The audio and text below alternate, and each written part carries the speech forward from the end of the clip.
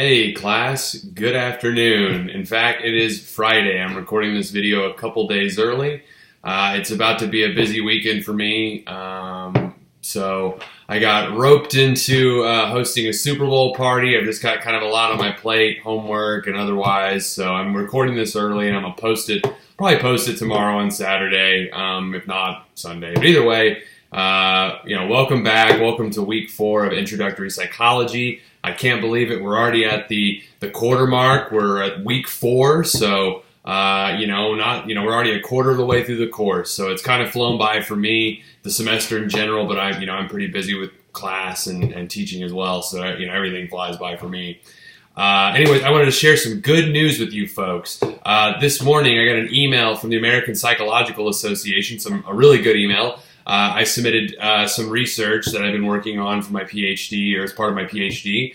I submitted it to their conference, their 2018 conference in San Francisco, and I got accepted to go present in San Francisco this summer, so I'm pretty excited. I actually submitted 2 pieces of research, and I don't know which they accepted, so I don't know, but when I get more details, I'll be happy to share it with you. But this summer, in August, I'll be going to San Francisco to present, so very excited about that. The Thunder lost last night. That's a bummer, but we play another game tonight, so maybe we can get back on the right side of things. So that's just kind of, personal stuff out of the way, good news, all that good stuff out of the way. For week 4, I'd like for you to read Chapter 4. Chapter 4 is actually one of my favorite topics in all of sort of psychology, and one of the topics I think many people are interested in studying psychology, and that is consciousness. So Chapter 4 is all about consciousness, different states of consciousness. There's a big time emphasis on Sigmund Freud in this chapter. So remember, we talked about Freud in chapter 1, and he's coming back again in chapter 4. Our chapter on consciousness, not a very long chapter, but a very interesting one in my opinion. So after this chapter, you should be able to define consciousness, define what it is. You should be part of consciousness, of course. We're going to look at various states of consciousness, and one of those we're going to look at is sleep. So afterwards, you should be able to explain kind of the nature of sleep, and also we're getting into our first series of disorders. So you should be able to explain different sleeping disorders, like insomnia, and narcolepsy, and several more that we'll cover.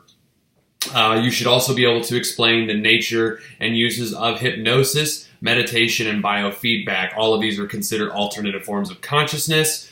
And then we're also going to talk about alternative forms of consciousness that are induced by substances, legal and otherwise. So after this chapter, you should be able to define substance use disorders. You'll be able to look at the allure and the dangers of depressants and stimulants and hallucinogens. So not only are we going to talk about kind of how drugs alter consciousness, but we're going to look at the different types of drugs. And again, when we're talking about drugs in this course, that alter consciousness, these are both legal and illegal drugs. 2 of the most widely consumed substances are caffeine and alcohol, which are readily available. They're perfectly legal. Of course, if you've got to be a certain age to drink, but and same with tobacco. You've got to be 18 to consume tobacco, but we're talking about legal substances. We are going to talk about some illegal substances, but it's not just the illegal ones that mess with our minds. It's all, anything can change our consciousness. So read chapter 4. Read chapter 4 and let me know if you have any questions as you are reading. Once you have finished the reading, you will need to review your notes, review the text, review the PowerPoints, whatever you have to do, because exam 1 will be open. I actually set exam 1 to open up on Saturday, which I guess is tomorrow, the 3rd, but it will remain open until the 12th. You'll have until February 12th, until 11:59 p.m. to take the first exam. Exam 1 covers chapters 1 through 4. It's 50 multiple choice questions, so you're looking at about 12 to 13 questions per chapter, roughly. And I tried to hit on the big picture topics of each chapter. I wasn't trying to hit you with obscure definitions and terms. All of it is application based, so make sure that you not only know the definitions, but you know how to apply them. You know how to use it in your own real world setting, your own context. If you can take the material that you're reading in this course and relate it back to your own experiences, you will know all you need to prepare for this test. So kind of go through the definitions of the chapters, go through your notes, and try to make sure it's in your own words. Make sure you can put it in your own words. And I think you'll do just fine on this exam. There is no time limit on it. You don't need to go to campus unless you just need to use a computer. You can take it from home if you have a computer or a laptop or whatever. So there's that. You don't need lockdown browsers, so don't worry about downloading software or anything like that.